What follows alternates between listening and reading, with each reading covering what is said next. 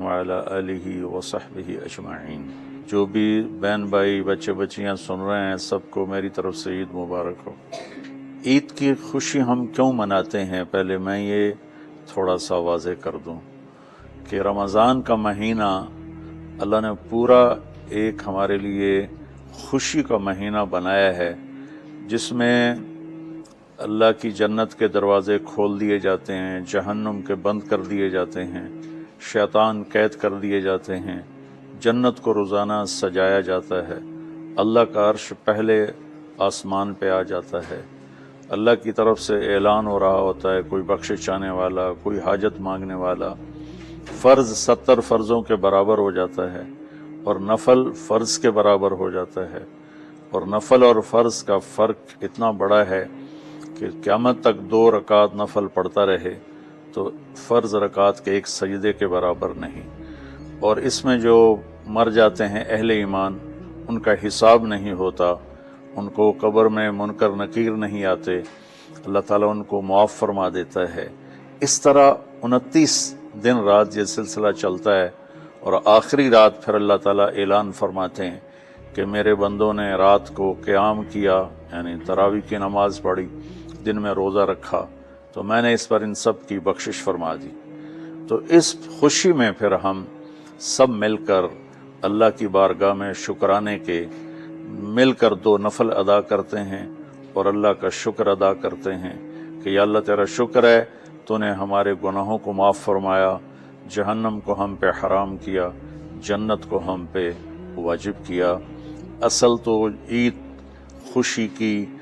کی خوشی کی یہ وجہ ہے۔ آپ عید کے لیے غسل فرماتے تھے اور اپنے کپڑوں میں سے اچھے کپڑے منتخب فرماتے تھے، اور فجر کی نماز کے بعد آپ اشراق نہیں پڑھتے تھے اس دن، باقی آپ کی ساری زندگی کا معمول تھا کہ فجر کے بعد آپ اشراق پڑھتے تھے، لیکن اس دن آپ اشراق نہیں پڑھتے تھے، غسل فرما کے پھر کچھ کھا کے، کوئی میٹھی چیز، کھجور ہی عام طور پر ہوتی تھی، کھجور کھا کے پھر آپ عیدگاہ کی طرف تشریف لے جاتے تھے اور پہلے نماز پڑھاتے تھے، پھر خطبہ ہوتا تھا، اور اس کے بعد جس راستے سے آپ جاتے تھے اس راستے کو چھوڑ کر پھر اور راستے سے گھر واپس آتے تھے، پھر وفود سے ملاقات کرتے تھے، سرداروں سے، صحابہ سے ملاقات کرتے تھے، اس میں کچھ کھانوں کا اہتمام بھی ہوتا تھا۔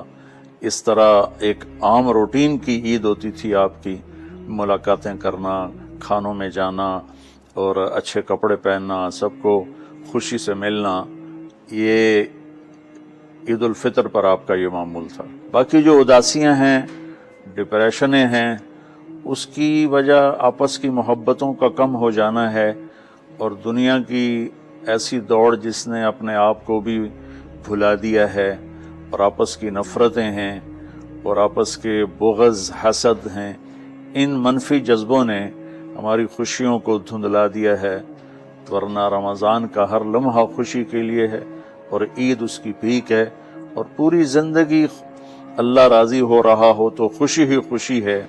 ہمیں اپنے ملک سے، اپنی نسل سے آپس کی نفرتیں، حسد، بغض یہ مٹانے ہوں گے، تب جا کر ہمیں حقیقی خوشیاں حاصل ہوں گی۔ میں اس عید کے خوشی کے موقع پر اپنی قوم سے ہاتھ جوڑ کے اپیل کروں گا کہ جھوٹ بولنا چھوڑ دیں، دھوکہ دینا چھوڑ دیں اور ظلم کرنا چھوڑ دیں۔ مذہبی نفرت نے ہمیں تباہ کر دیا، سیاسی نفرت نے ہمیں تباہ کر دیا، صوبائی قومی نفرت نے ہمیں تباہ کر دیا، آپس کی رنجشوں کی نفرت نے ہمیں تباہ کر دیا۔ میں ساری قوم کے سامنے جھولی پھیلا کر چاروں صوبوں کے رہنے والوں سے اور ہر مکتب فکر سے متعلق اہل ایمان سے یہ درخواست کرتا ہوں کہ آئیں ہم سچائی کو اپنا ساتھی بنائیں اور دیانتداری سے اپنے آپ کو آراستہ کریں اور انصاف کا ساتھ دیں، نہ ظالم بنیں نہ ظالم کا ساتھ دیں۔ اسلام 2 چیزوں کا مجموعہ ہے، ایک اللہ کا حق ہے جو عبادات کی شکل میں ہے، اور ایک اللہ کے بندوں کا حق ہے جو اخلاقیات اور معاملات اور معاشرت کی شکل میں ہے۔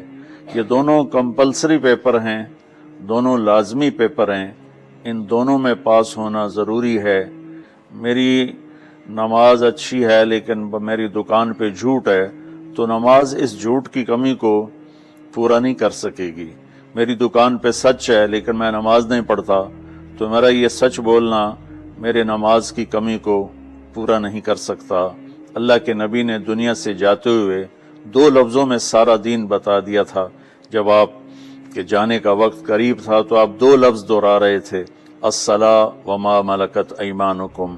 میری امت میرے بعد ایک نماز نہ چھوڑنا، اور ایک امت کے غریب مسکین لوگوں سے، نوکر غلاموں سے اچھا سلوک کرنا.